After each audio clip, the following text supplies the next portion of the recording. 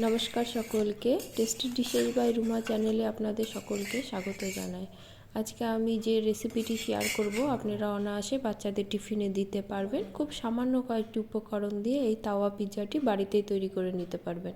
তাওয়া পিৎজা করার জন্য আমি নিয়েছি 2 বাটি ময়দা এবং 1 বাটি আটা, আর দিয়েছি লবণ, চিনি, তেল, বেকিং পাউডার এবং বেকিং সোডা। আপনারা চাইলে পুরোটাই ময়দা দিয়ে করতে পারেন অথবা আটা দিয়েও করতে পারেন।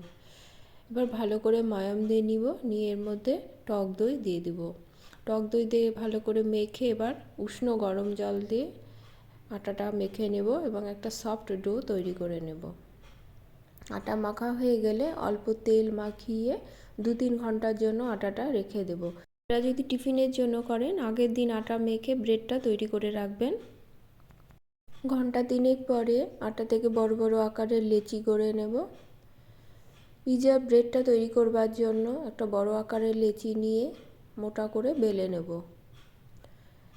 একটা কাঁটা চামচের সাহায্যে একটু ছিদ্র করে নেব, ছিদ্র করলে ব্রেডটা ফুলে উঠবে না। এবার লো হিটে ব্রেডটা সেঁকে নেব। মিডিয়াম হিটে ব্রেডটা সেঁকে নেব। একদিক সামান্য ফুলে উঠলেই উপরে পিৎজা সস ভালো করে মাখিয়ে নেব। এবার উপর দিয়ে ক্যাপসিকাম ও পনির সাজিয়ে দেব। আমার কাছে বিশেষ কিছু ছিল না, শুধু ক্যাপসিকাম আর পনির ছিল, আমি তাই দিয়েছি। আপনাদের কাছে যা যা থাকবে আপনারা দিতে পারেন। এর মধ্যে কর্ন দিতে পারেন, পেঁয়াজ দেবেন, আরও অনেক কিছু দেওয়া যায়। এবার উপর থেকে চিজ দিয়ে দিব। চিজের পরিমাণটা আপনারা আপনাদের ইচ্ছে অনুযায়ী কম বেশি দেবেন।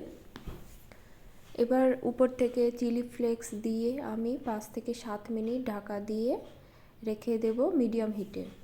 5 থেকে 7 মিনিট পরে দেখুন পিৎজাটা হয়ে গেছে, উপরে চিজটাও মেল্ট হয়ে গেছে।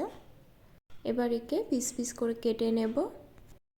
বাচ্চাদের বায়নার শেষ নেই, কিন্তু বাইরের খাবার খাওয়াটাও ঠিক নয়, তাই একটু চেষ্টা করলে বাড়িতে খুব কম উপকরণ দিয়ে আমরা এই সুস্বাদু তাওয়া পিৎজাটা বানিয়ে নিতে পারি। এতে বাচ্চারাও খুশি হবে এবং এতে খাদ্যগুণও বজিয়ে থাকবে। ভিডিওটি ভালো লাগলে লাইক সাবস্ক্রাইব করে পাশে থাকবেন। দেখা হবে পরের কোনো রেসিপি নিয়ে। ধন্যবাদ সকলকে।